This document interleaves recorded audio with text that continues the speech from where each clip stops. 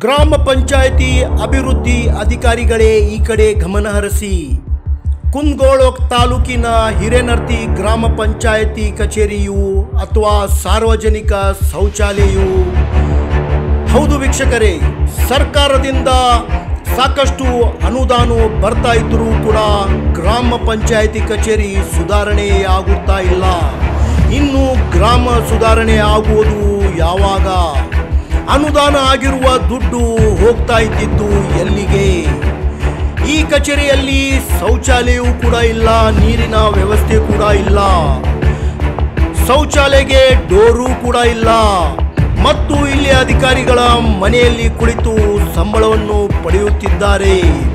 ಇಲ್ಲಿ ಅಧಿಕಾರಿಗಳ ಹೆಸರು ಮತ್ತು ಮೊಬೈಲ್ ನಂಬರ್ ಗೋಡೆಯ ಮೇಲೆ ಮಾತ್ರ ಕಾಣುತ್ತೆ, ಆದರೆ ಇಲ್ಲಿ ಅಧಿಕಾರಿಗಳು ಕಾಣುವುದಿಲ್ಲ.